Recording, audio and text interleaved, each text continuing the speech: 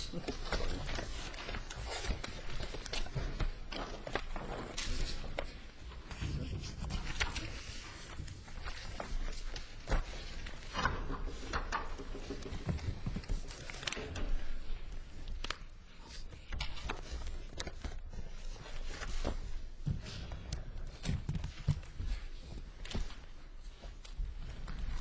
see 5 counsel listed for oral argument.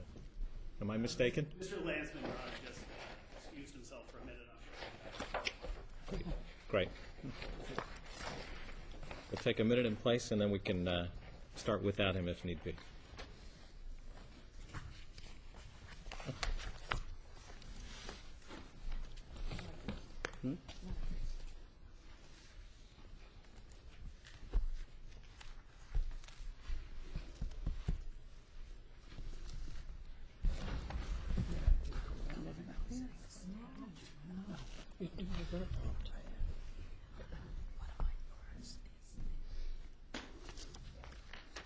May we please have appearances of counsel?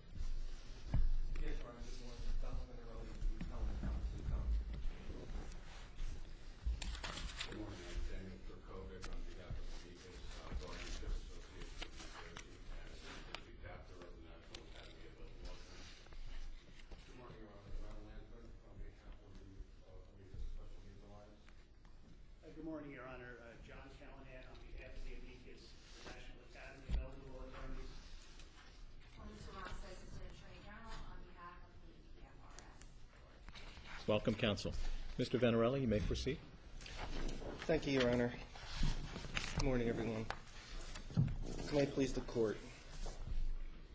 This case is about a father's right to direct his PFRS retirement benefit to a special needs trust for his severely disabled child. In order to protect the child's eligibility for the needs-based public benefits that he desperately needs and upon which he relies for financial support and medical care. Rather than exercise its parents' patriae authority to compel the board to interpret the PSRF legislation in a way in which it would help the disabled beneficiary, the lower court instead blindly adhered to a literal reading of the legislation.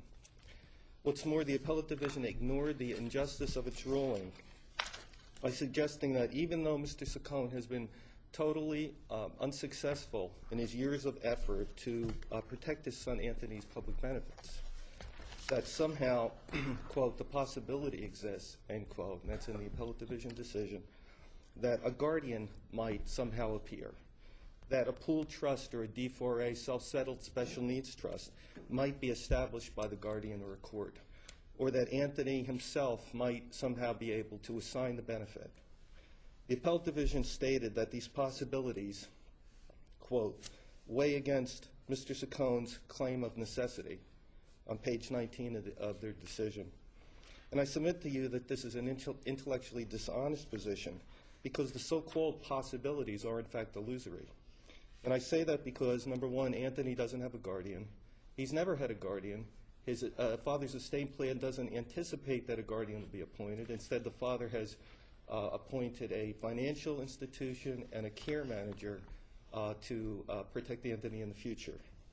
A D4A special needs trust or a pooled trust won't work because in New Jersey, funds transferred to either trust after age 65 result in a transfer penalty, meaning that Anthony would be ineligible at that time. An assignment won't work. The appellate division says so on page 9 of its opinion.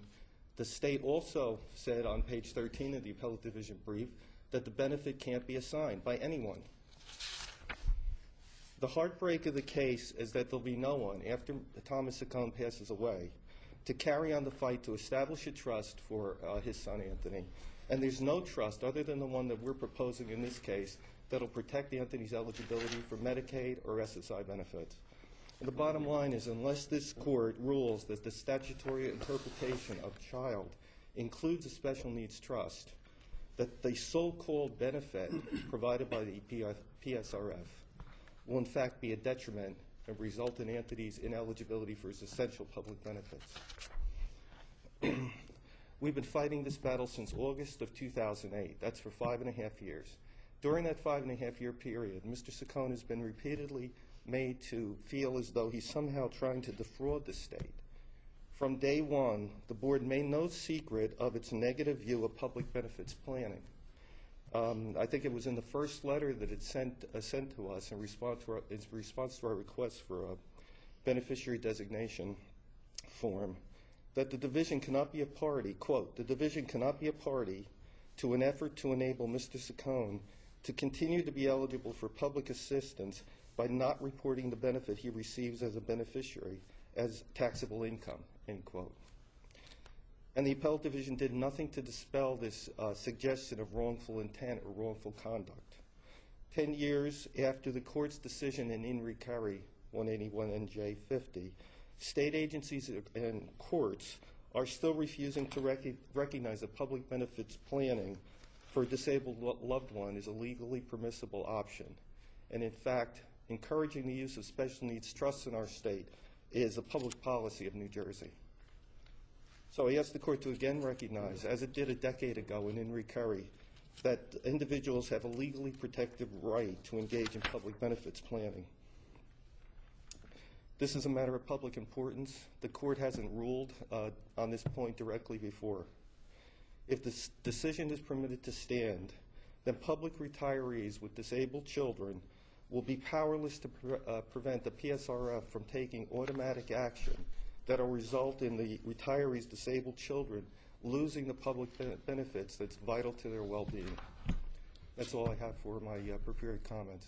Counsel, you raised some commendable arguments. Can you tell us how to read the language of the statute to achieve the outcome that you're arguing for, focusing on the words of the statutes? I think that you can, I think Amicus has made some suggestions, and I think that you can interpret the statutory definition of child as including a special needs trust, and I think that would do it. How is that, Counsel? Obviously, you've stated that special needs trusts are important, positive public policy, but the issue before this court is simply whether the statute permits the designation that you're looking for. It's not about the general value or benefit of special needs trusts, but it's about this particular statute. How is it that we can read the word child to include a trust in the specific language of the statute that we're being asked to interpret? Well, thank you. I think that if, looking at the statute and realizing that at the time that the statute was passed, I think it was decades ago, that special needs planning was in its infancy. I think that there was no recognition that there would be such a trust. I mean, I think special needs trusts came into being in the early 90s. The statutes we're talking about were passed in the mid-60s. So are you aware of, in this or any other case, attempts being made to the legislature to change the amendment? Or, as far as you know, no such attempt has been made? Well, thank you, Judge Rodriguez. I'm not aware of attempts being made. I'm aware of people saying that they're going to make attempts to get the legislature to change it. There's been discussion, but I've not seen any legislation that's been submitted. But do you see that the issue we have is it may be a very strong argument of policy that ought to be made to the legislature, but the value of the policy is really not our job to rule on. We're being asked whether the currently the statute as it currently reads permits a special needs trust to be included within the definition of child, not whether it should be, but whether it does. So what's your argument on the word child meaning child or trust, special needs trust? I don't have anything. Nothing occurs to me. I mean, I don't have any other argument other than it's unjust the way that it's. Well, who is it? If it's going through, the statute says payable to the surviving child. Even if the money is flowing through the trust, who's the money going to? Well, Is it going to anyone other than the child? in reality, the beneficiary of the trust would be the child. However, the way that the public benefits laws are interpreted, if it's paid to a special needs trust for the child maintains his or her eligibility for public benefits. I understand, but the money that is coming from the death benefits is going to one and only one person. Who would that be? It goes to the benefit of the disabled child. There is no difference there. Okay, and if Paid directly and or during the life of the child, it goes to only to the child. And if the child dies, any surplus goes to pay off any of the medical liens. Correct? That's correct, Judge. That is the position of the Amicus is saying that the benefit belongs to Anthony. Therefore, the trust that's set up is a So defloration. you're asking us to read the term child, I take it consonant with Judge Cuff's opinion in JB, and under NJSA 3B 11-36, which says, and I'm quoting, it is in the public interest to encourage persons to set aside amounts to supplement and augment the system provided by government entities to persons with severe chronic disabilities. Thank you. I don't have to quote it myself now. I appreciate that. I couldn't have said it better. You know, that's what I'm. Well, the asking legislature said it. Yes. When there is a special needs trust and money goes to that trust, does, let's say that the trustee is a financial officer, as you seem to indicate that there was some involvement there. Does that person take fees? Or for example, if someone's set up as a trustee or professional is the trustee as opposed to a family member, are there fees paid by the trust as out of the assets of the trust? Justice Patterson, just to go back, my point about the financial institution was not that Mr. Saccone had appointed a financial institution as a trustee. It was that he had appointed financial institution and a care manager to provide for Anthony's future. Yeah, I follow your question. I understand. So let me ask it without respect to your comment. If a special needs trust is set up and someone is appointed trustee, would that trustee take fees as compensation for the administration of the trust, typically, for his or her professional services? The answer is yes, and typically the public benefit providers do not have an issue with the fees that are taken either under the statutory rate or by a financial institution. I mean, I'm not saying there's anything wrong with that. I'm simply saying that the assets of the trust might, presumably mostly flow to the child, but they might also flow to a professional who is administering the trust. That was probably the case. If you had a financial institution, most of the time, having done this for many years, most of the trustees are family members. Often they're waived. Often it's very small part if there are fees that are paid. Thank you. For those pension plans that still operate on the basis where the pension fund member has the ability to select among options for benefits for their children or anyone else they might choose to be their beneficiary, but focusing on children, in those schemes, may the pension fund member designate an SNT for the receipt of benefits for their child? I've run into situations where I was able to set up a special needs trust and have the benefit paid to the special needs trust. Now, in those situations, I take it then you were not facing an argument that the plan member, him or herself, does not have the ability to make the designation as to the beneficiary taking in the form of an SNT, because the statute gave the plan member that authority to act prior to death, correct? Well, I've never faced this argument before, that the benefit didn't belong to the member who earned it. instead belong to the beneficiary. It is a unique argument.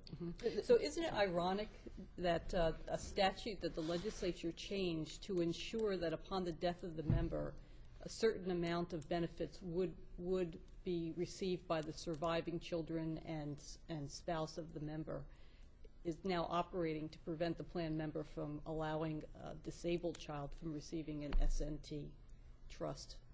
Is it unique? Isn't it Is that what you said?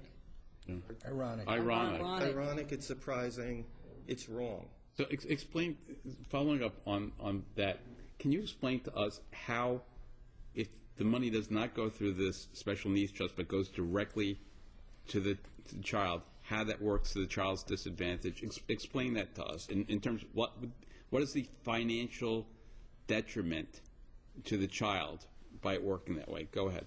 Okay, thank you. It doesn't take a lot to explain it. It's most of these, they're public benefits, basically welfare benefits. If they're based on disability and resources and income.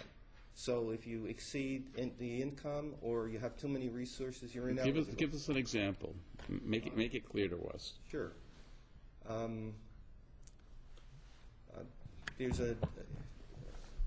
an income cap for community Medicaid in New Jersey, and if you receive more than the income cap, I think it's $2,030 or $2,050 a month, you're not going to be eligible.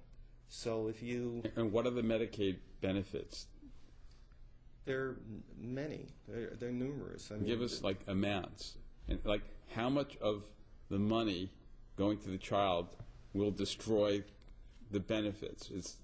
Go ahead. Thank you. I mean, I want you to make this concrete for us. Right. Well, to make it concrete in this case, Mr. Landsman, one of the Amicus Counsel, has calculated how much it would take to throw Anthony off of his SSI benefit and his Medicaid benefit.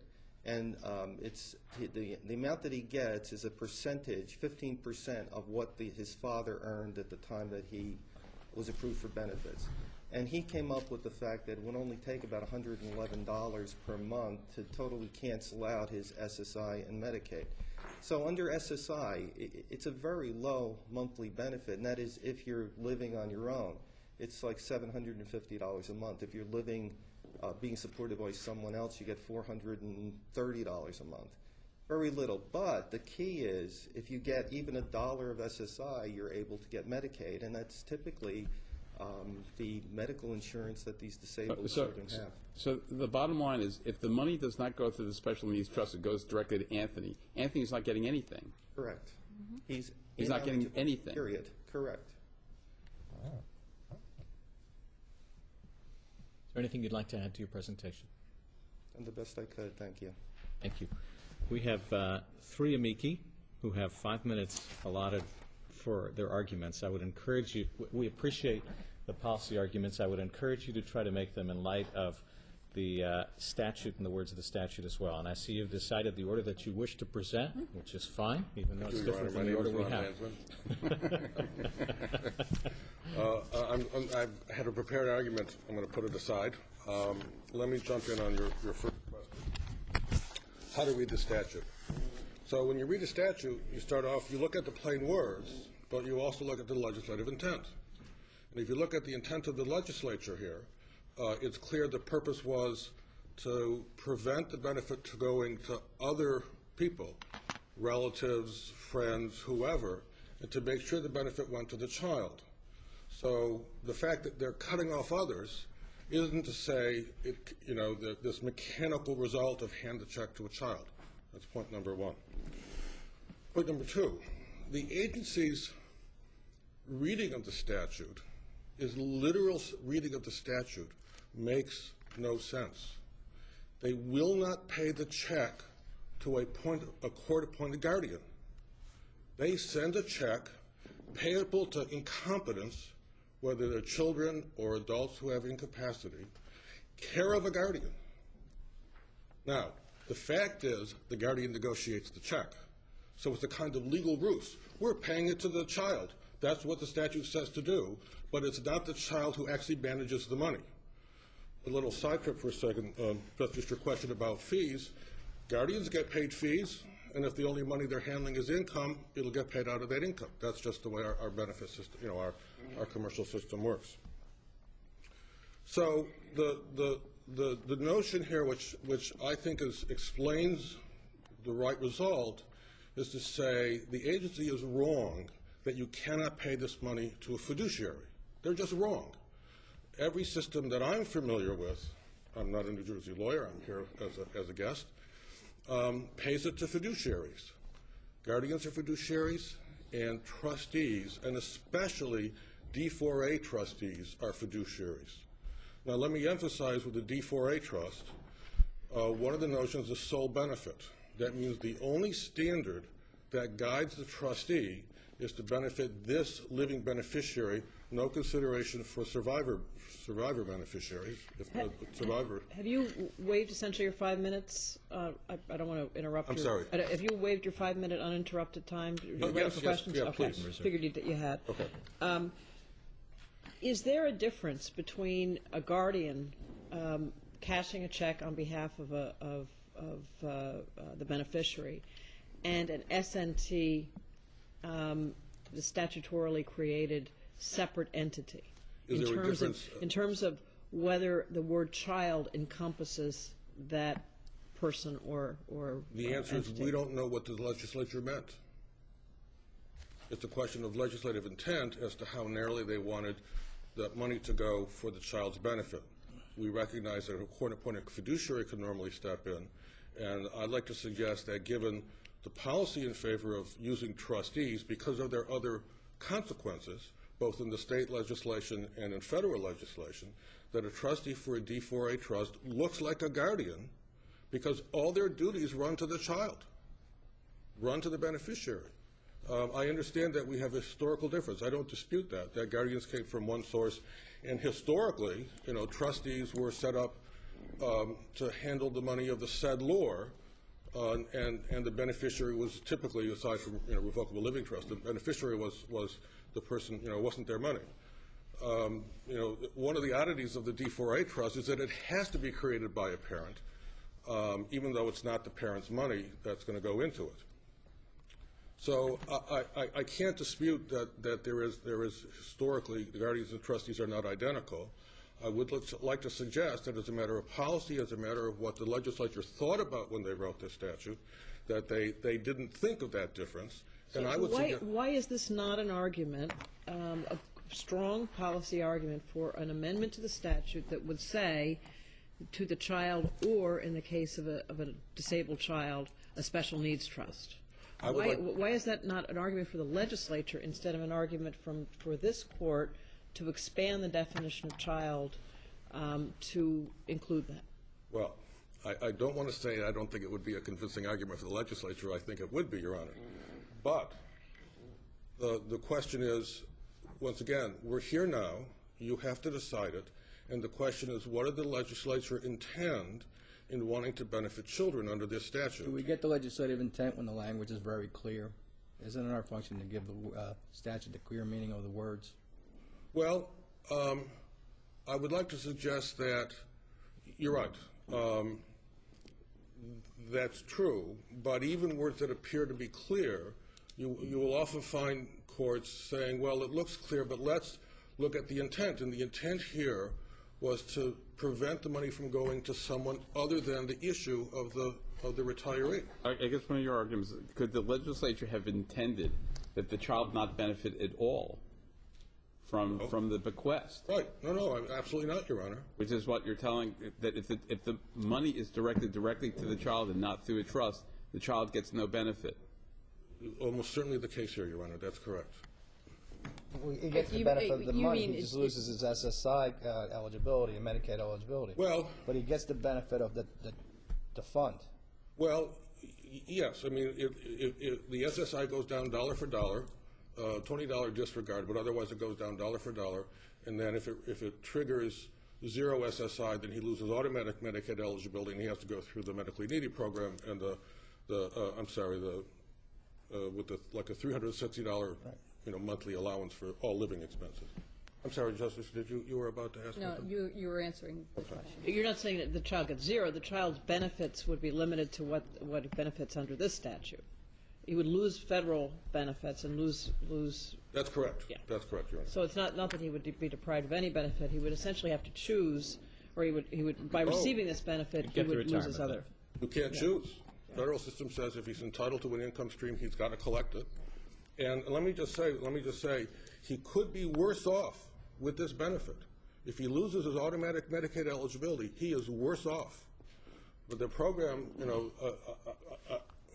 I didn't write the statute, Your Honor, but the program, is hinged in a way that once you lose automatic eligibility, your available income is much lower, and your access to services is reduced. I mean, it has all these other consequences. I'm not enough of an expert on the benefit side to go through all the details, but there. Can you give us any examples where the word child, that in really any setting involving benefits for public employees, or even in the trust and estate settings, where the word child has been construed to expand to be child or special needs trust? That's a good question, Your Honor. I can't offhand. I may, if you're interested in a little research afterwards, I might go do it. I'm thinking of a variety of variations. Now, it's not quite the same thing. I was looking at this the other day: adopted children, related children, stepchildren, and things like that. And we're not child, obviously, adopted child is a child for purposes of the law. Well, depending on the regulations you look at, I was looking at Social Security regulations for another purpose. So there is a little ambiguity in child. Is it a biological and stepchild and a few other things? So. But I can't give you an example. I can't give you offhand an example. Because you see, our task I agree, is to Your Honor. read that word. Yeah. Well, Has there been any development, say, in the private benefits field about the ability on survivors' benefits to, when a child, if a child is included, that they can set up a trust? The answer is that's mostly in the ERISA area, and usually it depends on the plan language, and which then would be the interpretation of not the legislature. And I'm not familiar with specific cases, but that's another sort of complicated area. And it's a good analogy. I don't know this particular results though. I just want to be clear about something. Were you saying that if these death benefits go directly to this child, not only will there be no net gain, he may be worse off? Yes. Financially? Okay. Yes. Okay. Now, the purpose of this statute was obviously to provide a financial benefit to the child. Yes. And you're suggesting if it's read narrowly, there will not only be no financial benefit to the child will be worse off. Yes. And you're suggesting that could not have been the intent of the legislature. I think they would have been pained to think that it was going to be counterproductive that way. Is there anything else you'd like to present? If just indulge me, the other point that I wanted to make, and I'm happy to stop whenever you want me to, is the appellate division's interpretation of the lack of an income trust in New Jersey is based on a false premise. The income trust provision, 1396 D4B, thank you, was meant to solve an income cap problem. So in states which had nursing home programs that had an income cap, usually 300% of SSI, which would be around $2,200, if you were in a nursing home that cost $9,000 a month, but you had Social Security and civil service or state retirement that gave you $3,000 a month, no benefits. No benefits. So the district court, the federal court in Colorado, doing something along the lines of what we're talking about here, frankly, Your Honor, said no, we're going to divert the money into a court-created, state court-created trust, and it won't count for eligibility purposes. So Congress, rather than solve the problem on a countrywide basis, saying, well, we're just going to drop the income cap, Congress did what some of my colleagues follow, a full lawyer employment plan to say, well, you can do it on a case-by-case basis. So in those states that have income caps, You can set up a QIT, a qualified income trust, and the income, if it goes to the trustee, won't count for eligibility purposes. It does count on the back end for cost of care. New Jersey, at the time it enacted the statute, was no longer an income cap state for long-term care. I'm sorry, I missed a couple words there. Yes. New Jersey at the time of what? New Jersey, at the time it enacted the trust statute, Enacted the trust statute, okay. Was no longer an income cap state for long-term care. It could not have enacted a qualified income trust statute if it wanted to, and if it had, it would have been ineffectual and pointless. So there is no justifiable inference from the legislature's enactment of the trust statute that they didn't want income going into trust. That's just a false, a factually wrong premise and an incorrect conclusion. So that's the one thing that from the federal benefit level that I wanted to make clear to the court. I'm happy to answer any further questions, but I've used my time. I'm sure I've used my time. Thank you. Thank you very much. Thank you. Who will be presenting next?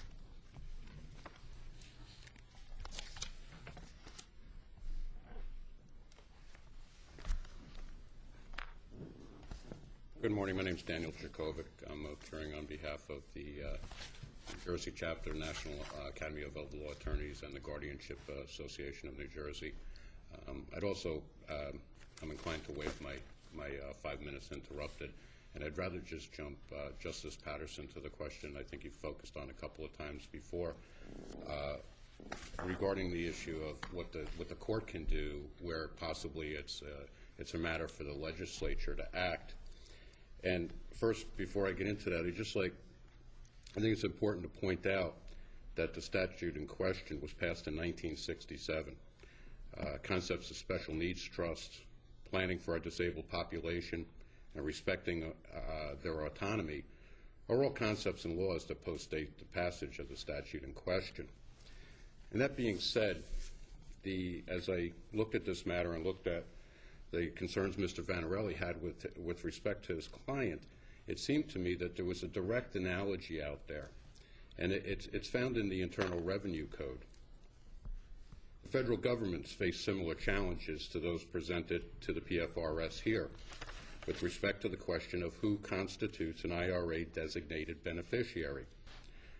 Under the IRS code, a IRA designated beneficiary is only allowed to be an individual, and therefore only an individual can be named a beneficiary of an employee benefit plan. However, the IRS recognized that in certain situations it's axiomatic that the inability to designate a trust as a designated beneficiary leads to results that are against public policy. In order to resolve this tension between the narrow definition of designated beneficiary and the resulting detriment to the public policy, the IRS promulgated regulations that expanded the definition of beneficiaries to include the designation of a trust as a beneficiary. Could I stop you right there? Yes. Could a court have done that? Could a court have read the IRS code and decided, we think this is not keeping up with the realities of estate planning and of the needs of disabled people, and therefore we are going to rewrite it to include that? No, Justice Patterson, I don't believe that's necessarily within the scope of what the court would do. But I think, and what Amicus is asking the court to do here, is to remand this matter to the agency to promulgate regulations that are consistent and in accord with how the IRS treated virtually the same issue. But how can we play to an individual versus or a trust versus an individual? But to do that, there's an agency cannot promulgate a regulation that goes beyond the scope of its authority bestowed by the legislature. Wouldn't that mean that we would have to indicate to PFRS that you have the authority to expand the definition of child? I don't think it's necessarily the expansion of a definition of child. What I think it is using a trust in lieu of the person. We'd have to say you have the authority to do that. I think that would be implied on the remand, and I think it is. And then what if they didn't do it? I imagine that we would be back here. And we would be back here for what reason? If the Because as a regulations, matter of law, first, you're... if they were to refuse to promulgate regulations, they would be in defiance of this court's direction. Yeah, but I don't think we can remand to promulgate specific regulations. So it's not implicit in the remand that we are authorizing them or we're telling them this is something that can be done. I think the court does have an ability to remand and direct an agency to promulgate regulations that are consistent with public policy. That doesn't mean you're specifically outlining But there would have to be a declaration by this court. Excuse me? There would have to be a declaration by this court that it is one of the, it's within the range of authorized, that it is authorized for such regulations to be adopted by the agency. There's true. I believe there's an inherent authorization when the court remands and directs for those to be promulgated. Let's take your example with the IRS. The IRS obviously concluded that they had inherent statutory authority to promulgate those regulations, correct? Absolutely. But I don't know whether, you've done this research, whether or not federal courts address this issue and whether or not on their own they could have interpreted that statute to reach the same result as those regulations. I'm not aware that that was brought before the courts. I do believe, Justice, that you're correct, that they took it upon themselves, that they had the authority to do so. And I think that is within the enabling statute. Remember here, PFRS is directed, as you pointed out earlier, was directed to provide a benefit to certain individuals. Clearly, certain individuals are not being benefited by the payment. You know, can I ask you a question? What is your position as to whether the word child, under the current state of the law, under the current set of regulations, under the current language of the statute, does the word child encompass a special needs trust? Does a child? The word child in the statute, we know, I can give you the specific context just to be clear about it. It's 4316A-12.1A. It refers to one surviving child, two or more children, children. The word appears throughout the statute. Does that word encompass, under the current state of the law, a special needs trust? I think what it's promulgated in regulations like the look-through trust of the IRS, that yes, it is the child. Different question. Current state of the law, current language of the statute, current status of the regulations that apply to the statute. Does the word child incorporate a special needs trust? In answering that, I want you to answer that. Also include the language right before it, payable to one surviving child. Go ahead. I believe through the administration of the Medicaid program that a special needs trust is viewed as the person. It's in lieu. There's a sole benefit requirement to a special needs trust. One of the inherent requirements of the trust is that it cannot benefit anybody else. I understand that, but my question is not under federal law, because that's not our task here. It's whether the word child or children, as the case may be, throughout that statute incorporates, means in effect a child or a special needs trust set up for the benefit of that child. Does it or does it not under current law? I understand your very, very strong arguments about what the law should be. Justice, I frankly have a hard time wrapping my head around that idea. I'm not so sure that I would advance that argument, but I'd like to give you something of a counter-argument. We're focusing a lot on the whole idea of Medicaid. That's because the original request was a request for a special needs trust. But what PFRS has really said here is they're not paying this to any trust. And what that means is that also precludes trust for management purposes. We could have a disabled individual who doesn't need public benefits. Public benefits are never going to come into the equation. They got a $100 million settlement from a personal injury claim. It's in trust. Now their father, who's a police officer, has passed away. This check's going to come from the PFRS. Why can't we put that into the trust that's managing the rest of the money? Maybe that individual can't negotiate a check on their own. We also are precluding trusts that are used for tax planning purposes. And the spouse would be prohibited from doing any type of planning with respect to estate planning. We're precluding minors' trust. We're prohibiting 529 plans for the minor what about beneficiaries. a child who's declared incompetent by the court? Where does the money? How does the money go? Who does it go to? In the ordinary scheme of things, I believe it would be payable to the guardian. The guardians are fine under this interpretation, is that correct? It's just the trust that there's a problem with. Because you indicated, or one of you indicated, checks are generally paid out to the minor or the incompetent care of the guardian, and that's fine? Well, I think that the underlying issue there is that in this particular case with this particular plaintiff, Mr. Saccone, that would create a problem in the sense of how the money is viewed from a Medicaid point of view. But I think what Justice Fernandez-Viñas is saying is that the payment of a check under the current language of the statute to the child, CO, the guardian, it does not in any way require an expansion of the definition of child.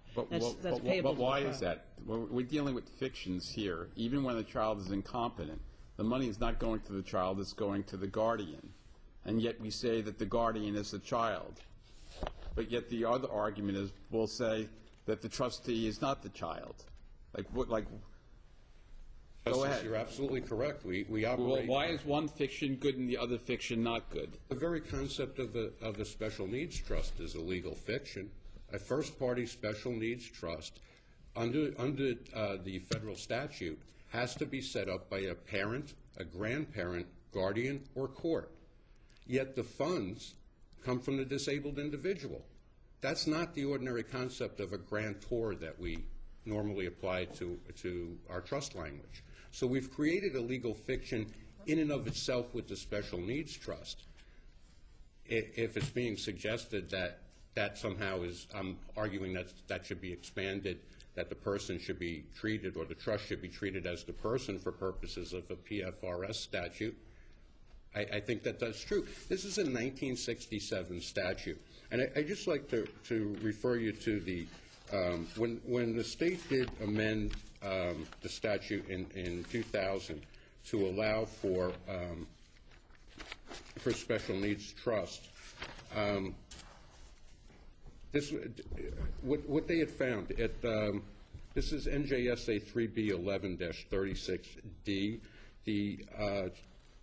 The legislature found that the special needs trust, first they found it's in the public interest to encourage persons to set aside amounts to supplement and augment assistance provided to the government and by government entities to persons with severe chronic disabilities. They found this statement was necessary because NJSA 30:4D-6, a 1968 statute, so we're in the same time frame as the PFRS statute, was being construed as impeding the establishment of special needs trust. So the legislature's already identified that a 1960s era law was adversely impacting public policy in calendar year 2000. I don't think it's a stretch that we're finding another PFRS or we're finding another statute from the 60s where none of these types of arrangements, none of these legal fictions of special needs trust even existed for the legislature to have any intent with regard. The argument that the agency is effectuating legislative intent is, I think, more or less ridiculous. You can't know legislative intent from 1967 with respect to things that didn't happen. But then doesn't the legislature, in all kinds of settings, when the law changes, when financial, economic realities change, when it recognizes something like a special needs trust, doesn't the legislature update its statutes all the time? There's so many examples where, for example, when civil unions were recognized, the legislature went back through and added civil unions throughout. It hasn't done that here. What do we make of that? Well, in part, Justices, because I don't think that comes up a lot. It's been 14 years since the state recognized special needs trust. This is the first time, apparently, that there's been this butting of the heads in a planning matter sufficient to come before the court. So, it may be that it doesn't happen frequently enough that the legislature's even had an opportunity to consider that aspect of it. And that's why I think the regulatory agencies have a lot of leeway in implementing their charge as given to them by the legislature, and I think the PFRS should amend their regulations. Without the legislature taking action, and I'll give you a chance to get your water there. Without the legislature taking action, does the agency have the legislative authority to expand the definition of child to include a special needs trust?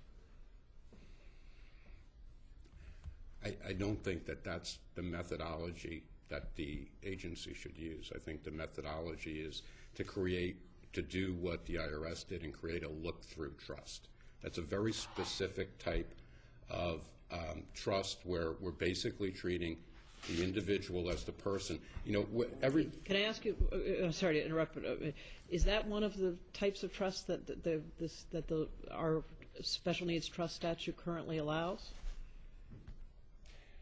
A look-through trust is really a trust that would have to meet certain criteria that's outlined by the agency, because as part of any regulation that they were to promulgate here, they clearly have to ensure that the regulations that they apply to these trusts allow them to continue to meet their obligations under the statute, that it only benefits the particular individual, disabled individual, child, spouse, whatever. So from what I understand, and certainly no expert in this area, our legislatures recognize special needs trusts and pooled trusts, two kinds. And there are other kinds of trusts out there that our legislature has not recognized. That's correct. Has our legislature recognized the look-through trust that you're indicating would be a mechanism by which the PFRS statute would not have to be amended in order to achieve the goal that you want here? Justice, actually the whole concept of the IRA trust is relatively new. I don't know how much traction that would have gained, or even whether there's any state statutes where it would be applicable or beneficial to apply the context other than the one I'm proposing here. Okay, and I understand the value of your proposal, but is it fair to state that our legislature has not recognized this type of trust yet? Is that just a factual question, not whether it should, but whether it has? Well, it's something that's been done by a federal agency, Justice. I don't know whether there's a supremacy argument there that they inherently have to accept this. I think they have to as far as IRAs that are within institutions within the state of New Jersey. I most certainly think they have to do that. But for purposes of a state benefit law, doesn't the trust have to be recognized as under New Jersey law in order to be the beneficiary for state benefit law? Yes, and I don't. But the special needs trust. I mean, when we use these terms like a look-through trust, they're really terms of art. It's not like it's even a special needs trust. I mean, we talk a lot about a special needs trust here. I believe plaintiffs' counsel put forth a special needs trust to the PFRS. But the fact of the matter is, we don't know whether that's a special needs trust or whether it's a first party or a third party or a Miller trust, because it's the Division of Medical Assistance and Health Services that's charged in the state of New Jersey to make those determinations. And they haven't spoke to any of these matters. They're not party to this case, so we don't even know. We're talking in theory that there's a special needs trust. We don't even know whether the proposed trust is in fact a special needs trust until the Division of Medical Assistance were to pass on that issue. Tell us why you think that the fact that our legislature hasn't accepted the Miller Trust wouldn't be an issue here, because the monies would be comprised from pension benefits, I take it. Yes, I mean that's an interesting argument. First, I'm not sure that in fact it meets the definition of a Miller Trust. I have a little different opinion as to the holding in JP than was enunciated by the appellate division below in this matter. I think that, you know, in JP the alimony income was permitted to go into the trust, and it wasn't treated as a Miller Trust. And I think that the pension benefit payable by the state here, by the PFRS, is more akin to alimony income and should be looked at in that way. But that's really kind of avoiding the real point, which is that it's up to the Division of Medical Assistance and Health Services for the state of New Jersey to determine what is and what isn't the Miller Trust. I don't think it's, you know, the PFRS has gone well beyond its enabling statute in making a decision in this matter. They revolved the entire decision around questions of Medicaid law. What is or what isn't the Miller Trust? That, an agency should not be afforded deference where they're basing their decision on matters that are outside the scope of their expertise.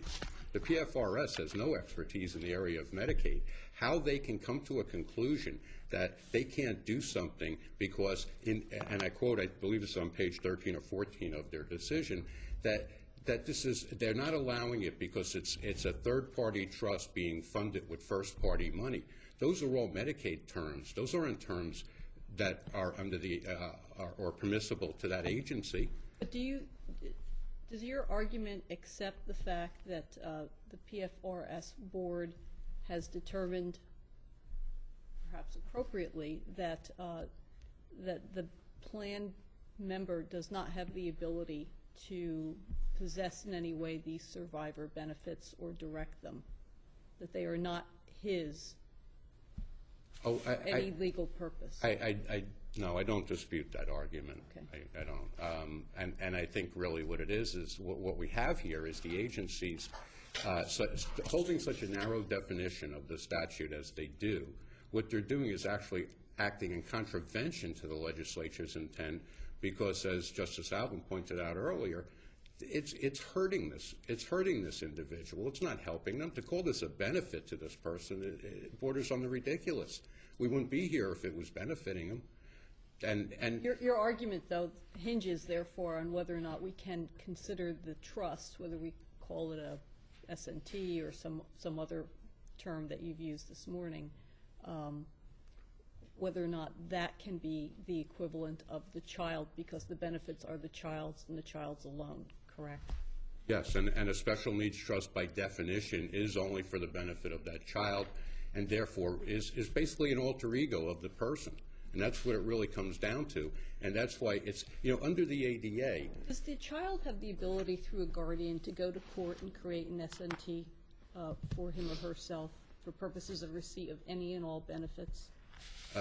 Yes, they would have the ability to have a guardian to make an application to have a special needs trust created, but not all persons who are disabled and would be entitled to benefits require a guardian.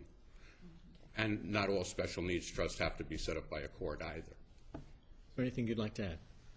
No, I thank the court for your time and appreciate the opportunity to appear before you. Thank you. Thank you. Mr. Callahan.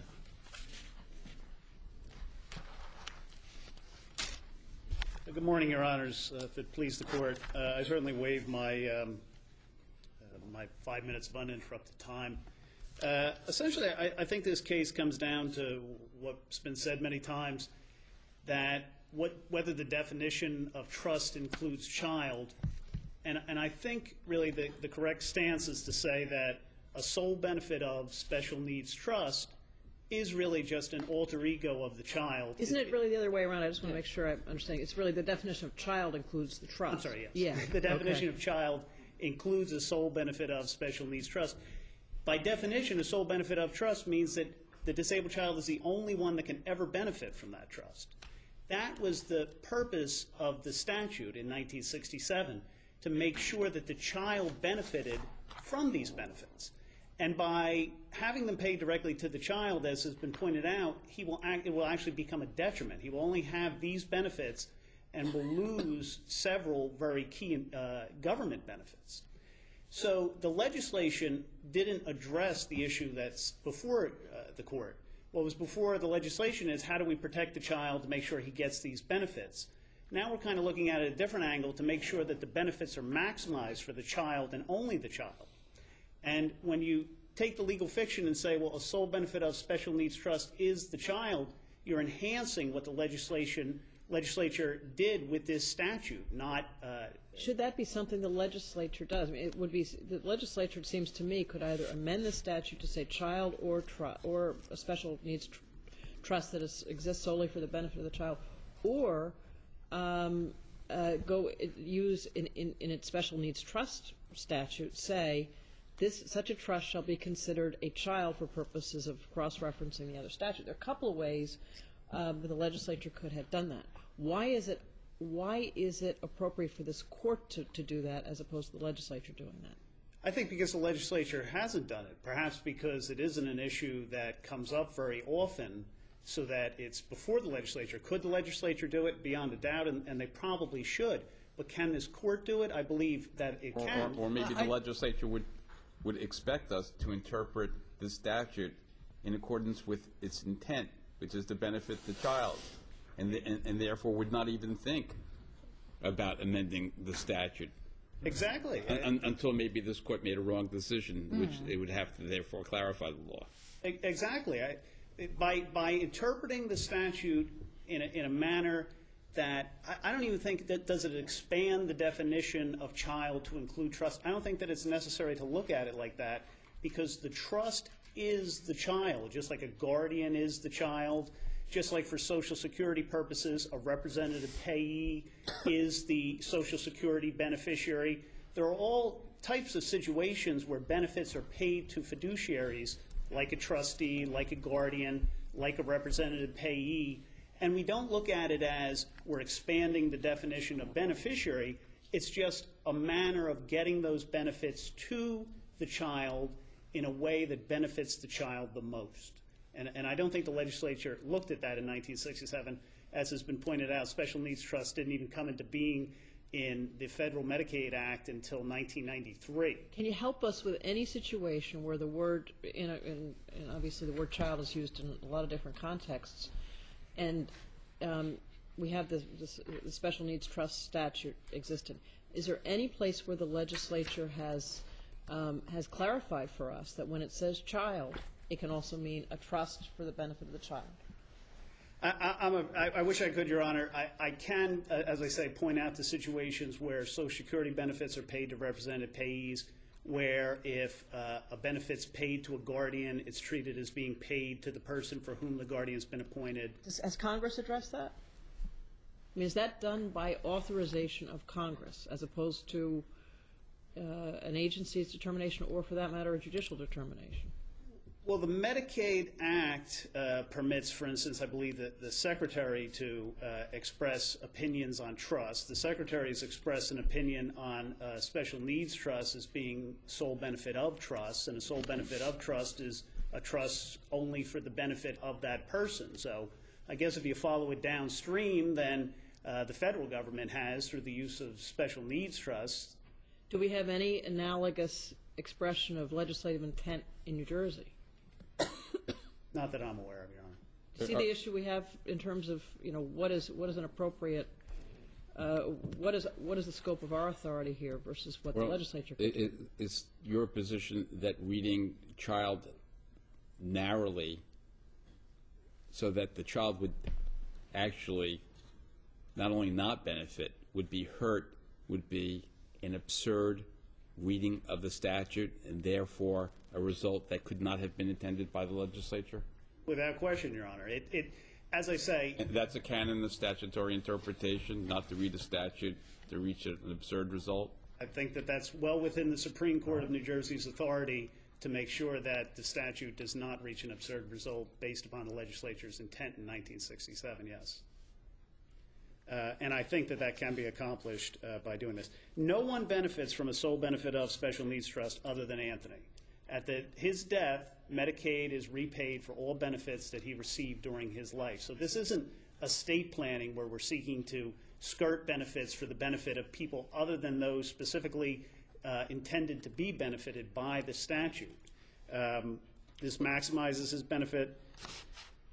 I think it's a case like JP where income is paid to a D4A or D4C trust. There was talk, I know it's been addressed several times, about a Miller trust. A Miller trust can only handle income.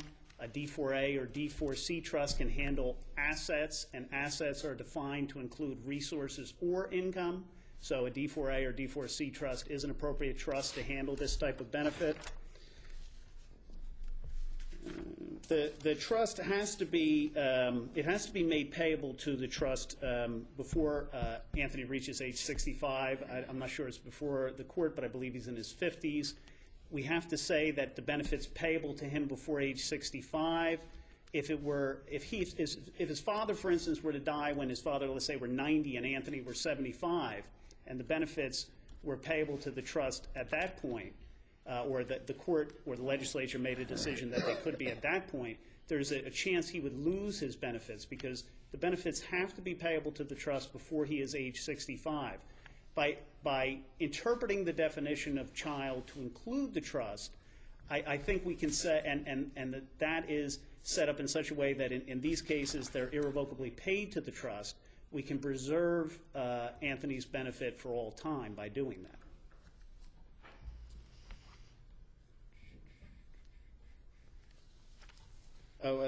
The court talked about trustee fees. Trustees' fees with regard to special needs trusts are specifically addressed in the regulations governing special needs trusts, NJAC 10:71-4.11.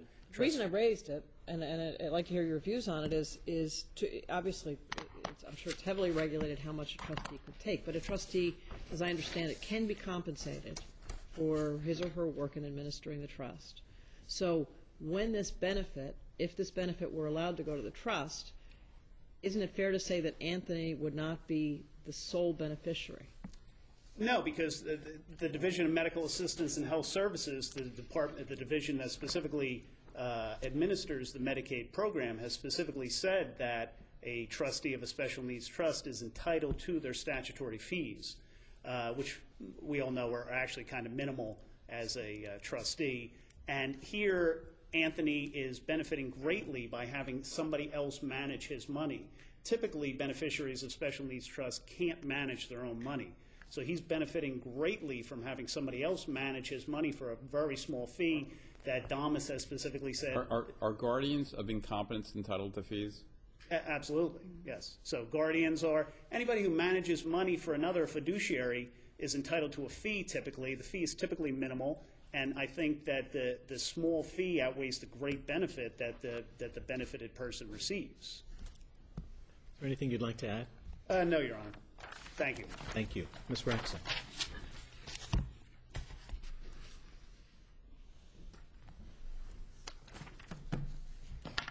May it please the Court. There are two central questions that helps the Court resolve the case before it. The answers will help resolve it. First, who owns or controls the survivor benefits established by Title 43, the member or the child? And when does this benefit spring into being? The answers to those questions are the child after the member's death. Both the petitioner's and Amicus' arguments are founded on the flawed premise that the member either owns or can control the survivor benefits, so he is therefore free to select a beneficiary for these benefits before his death.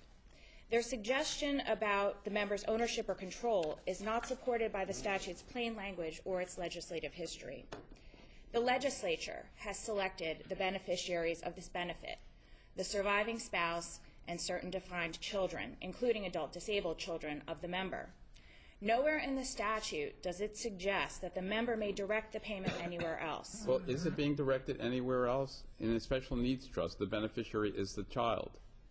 So let's talk about like who's getting the statute clearly says that the child must be the beneficiary. And that's how the board has interpreted the statute. But if the special needs trust is created for the benefit of the child is the beneficiary, still under the statute. He's not designating a different beneficiary. It's just the manner in which the child will receive the funds, correct? Your Honor, I'm not aware of any statute or case law that construes the child as being the same legal entity as the trust. So that's the reason why I guess we're before here. Otherwise, but the beneficiary, whether it's going directly to the child, which if that happens will be a detriment to the child, or it goes through the trust where it will be or it will apparently be a direct benefit. The child is the object here in either circumstance, correct? That's correct, but the question... As I understand the statute, the member does not designate, the statute designates the child. That's correct. The member doesn't designate trust or child or anything. Is that correct? That's correct. The member cannot designate a beneficiary for this particular benefit. He may, as he has, designate his son or anyone else to be the beneficiary of his group life insurance policy, or if there were any other But the son is still the benefit. I'm trying to understand this. The son is still the beneficiary under a special needs trust, no? He benefits from the trust, but the question is, I think there's a question that hasn't been raised by any of the, either the petitioner or the amici, and that is, in order for this to be a qualifying trust, I mean, there's some disagreement about whether this should be established as a D4A or a D4C trust. The way that the will establishes this trust, it's a supplemental benefits trust because it's established as with third-party assets, with Mr. Saccone as the grantor. Whether or not that is a qualifying trust is an open question. Whether or not this money can be deposited into the trust as a D4A trust, the pension statutes contain a non-alienation provision, which precludes, among other things, irrevocable assignment of benefits. It's my understanding that to be a qualifying D4A trust, the benefits must be irrevocably assigned for the benefit of the beneficiary of that trust. If the trust isn't established correctly, then Anthony's... Assume that it is. It's irrevocable. It's according to Hoyle and all the other stuff. Like, why? I'm trying to understand. Under this statute, which clearly is intending to benefit the child, I mean... Sorry, I'm sorry. Why would the state want a result where the child would not benefit? Not only not benefit, would be hurt. Why would the state want that result? And why would you attempt to interpret the legislative purpose of the statute to achieve what would seemingly be an absurd result? The board's obligation is to faithfully and reasonably implement the legislature's direction. In this case, the legislature identified child. It didn't identify an entity other than a child. And again, I have seen no law that provides that the child is the equivalent of the trust. Well, why wouldn't we attempt to? The statute was in 1967. We have the special needs legislation, where now the public policy for chronically disabled children to encourage the creation of special needs trusts. Like, why wouldn't we take that enactment and attempt to, in some reasonable way, construe what the legislature intended in terms of providing a benefit? But why wouldn't we do that? Because the construction of a statute necessarily begins with its plain language. The language that's used here is, it refers to a natural person or natural people, the spouse, the child. But would we read it to achieve an absurd result? Can you contradict your adversaries who have said that if the money is paid directly to the child will be economically harmed? Can you rebut that? Your Honor, the board's expertise lies in implementing the pension statutes. I'm not an expert in the area of estate planning or trusts. But assuming, your point is that in any situation where the board is making a determination, there may be positives and negatives to the individuals. But your point is you have literal language, the word child, which the board interprets to be a natural person and not a separate entity. Yes, and the board's position is that it is up to the legislature to attempt to reconcile the provisions in Title 43 with provisions in Title 3B, how they would affect Medicaid eligibility. But your intent is to read the statute in a way, even if it's going to economically harm the child. Is that the position of the board? Whether or not he will be economically harmed is speculative. He has not established that he will be harmed. First of all, this is the benefit that the PFRS survivor benefit is a government benefit. So he is benefiting. The board will pay him the money that the legislature intends for him to receive.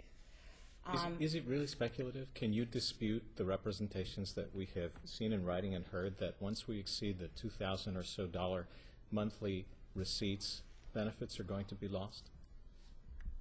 I can't. I have no concrete ability to dispute it because those are facts that are in possession of the petitioner.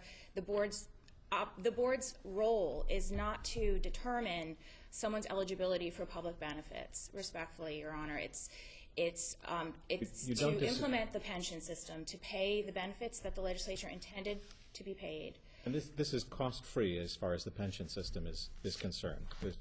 There's no additional cost if the money were to go to a special needs trust. That's correct, but it may implicate other provisions. Let's look at your principal argument. And you have a strong plain language argument that it says payable to child. You accept, of course, that if a literal reading of a statute would lead to an absurd result, we should exercise caution there, correct? I agree that is a tenet of statutory construction, as is the statute is to be, the interpretation of the statute is to be guided by its plain language, unless the legislature demonstrated that the plain language was to have a special meaning, other than, and here the plain language is child. Assume the consequences are as we've heard. Is there anything in the legislative history that would support the notion that the most vulnerable of children should be harmed by the literal reading of the word child here? There's nothing in the statute creating these survivor benefits that stands for the proposition you've posited. What the legislative history does inform us about is that the member does not have the ability to direct where these benefits go. Yeah, but in this case, the father is really playing two roles. He is the member, but he's also a surrogate for the child. And in his lifetime, he's trying to make an arrangement that will benefit the child. So it's not the member trying to direct the benefit here. It's really a surrogate for the child trying to direct the benefit in the most efficient way. I can certainly understand the beneficent motives that the petitioner has. But the benefit doesn't even exist unless Mr. Saccone passes away. And does that raises a question for me, and that is, do we know, we obviously don't know when he will pass away, do we know what the eligibility law, I'm using the wrong term, what the federal law will be at the time he passes away, and whether it will be the same as it is today? We have no way of knowing that, Your Honor. What eligibility standards will be in effect at the time that this money, the son becomes eligible for this money, is anyone's guess. So when your adversaries in the amici are saying that there will be a significant detriment to Anthony Saccone if he receives this benefit, that's based upon the premise that between now and whenever the date is of Mr. Saccone Sr.'s death, there will be no changes to federal law. Is that correct? Correct. And for example, the amounts that a beneficiary of federal programs can retain and not have their eligibility affected could go up. Has that changed? And you indicate it's not your area of expertise, but have the federal eligibility standards that are pertinent to this case changed over time? Let's say the last 10 years. I don't know the answer to that specific question, but I can, for example, in the Medicaid context, the look-back period for determining whether assets have been moved for less than fair market value has changed. So it used to be, I believe, 3 years, and now it's 5 years. So the federal government can certainly make things more limited. It could make them more expansive. But we'd be speculating, right? A meteor may come down from the sky in 2 years and hit this place where we all are. We won't be worrying about it. I mean, we're speculating about the change in federal laws. Thanks for the inspirational quote. We can only hope that a meteor will hit us. I guess what I want to say. We could spin out any fantasy in terms of the change of laws. Don't we have to deal with the here and now? The here and now is that the legislature could make the amendment that the petitioner seeks. It could amend the definition of child, which, by the way, doesn't just appear in the PFRS statute. I mean, these survivor benefits appear throughout Title 43. So the legislature could go back and determine whether or not it wants to eliminate this benefit altogether because it takes away from other benefits that the child receives. It could go back to the pre-1967 provision, which allowed the member to dispose of the benefits or identify a beneficiary. Couldn't it also amend the special needs trust statute to say, for purposes of and cross-reference whatever pension benefit law it wanted to do, this special needs trust is the equivalent of a child? It could do that as well. It could do that, as it did in 2000. It could do anything. I mean, the legislature can say that we're going to pass a law so these chronically disabled children will receive no benefit. I mean, they could do that. The question for us now is, like, what did they intend in this circumstance, right? I mean, that's the issue before us. What they didn't intend is for the member to be able to direct the benefit before the benefit even comes into existence. That is what the 1967 amendment tells us.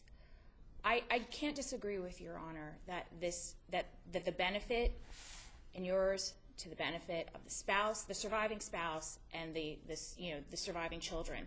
I mean, the legislature in 1999, the legislature expanded the definition of children in this context to so that children who are in college, who are minors but were not disabled, could get a benefit through this this survivor benefit. So the legislature has and could amend the statute to provide this benefit, to allow the benefit to go to a trust. And I can't emphasize enough about the non-assignability provision.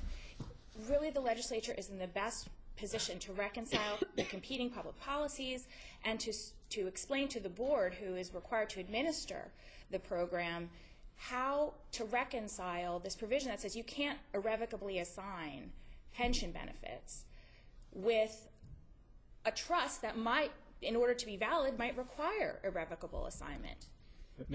Ms. Ratchett, can you help us with this? If we were to accept the reading that your adversaries and amici are suggesting, would there be consequences for other statutes? Would there be potential negative consequences of that sort of ruling? I think a couple of our amici have mentioned the Division of Medical Assistance and Health Services. And there's questions about whether or not, if the PFRS is required to place this money into a trust, does that somehow take away from Medicaid the ability to evaluate the trust, evaluate the transfer of these funds, and determine eligibility on some future basis? Does it require the board to essentially become not only an expert in the area of pension law, but the area of trusts and estates, and determining whether a trust is qualifying? And that's another thing that the legislature should determine. What kind of trusts should, if it deems that the child should be deemed as a trust, what trust should be covered? Is it just a D4A or a D4C trust, as it is in Title IIIB now, or is it the kind of trust that Mr. Saccone seeks to create? Obviously, there has to be the use of some judgment. When a child is declared incompetent, the money cannot be paid to the child, correct? Right? You're not writing the check to the child. Do you have to figure out whether or not a guardian has been properly appointed? Is there some judgment that the board has to engage in deciding who to write the check to, whether or not the person is properly qualified? You do that, don't you? When the board receives information that the member has passed away and the family is seeking whatever benefits they're entitled to, at that point they would let the board know who the child has been beneficiaries declared incompetent, and there is a guardian. Would you have to figure? I'm trying to figure out. The check would be made payable to the child care of the guardian. That is my understanding of how the board would administer that. It would not pay it directly into a bank account or. But you'd have to find out that there was a proper guardian, that the guardian was qualified or appointed by the court. There are certain motions that you'd have to go through. Correct? Correct. And so the guardian would essentially endorse that check as John Smith as guardian for whomever. essentially, in that fiduciary capacity. And could the guardian, if there was a special needs trust, could the guardian put the money in a special needs trust? In negotiating the check, Yeah. I don't know. I've never attempted to make such a deposit, but I assume that if you deposit something into a trust, you could negotiate the check to deposit And it that way. But then that may... And how does that affect the eligibility, the validity of the trust and how the income is? But would the board? But in such instance, that may very well trigger the evil that we're trying to avoid here, which is being denied Medicare and other benefits. It may, but those kind of complicated If it goes eligibility to the child determinations shouldn't be I'm made sorry. by the I division. didn't interrupt you. Or the board. Mr. Rox, would you concede that in discharging their interpretive function as to what is in their definition of a child, that the board here expressed hostility to the very concept of a special needs trust that has been and which should be considered contrary to the public policy of the state?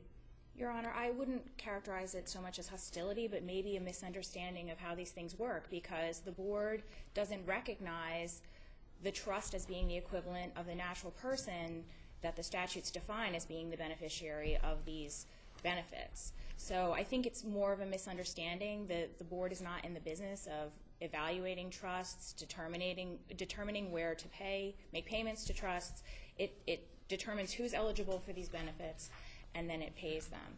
And in looking at the definition, the plain language, as it is charged to do, I think it reasonably and faithfully looked at the definition, looked at the fact that the legislature removed the member's ability to direct the benefit in anywhere else but who the legislature has selected.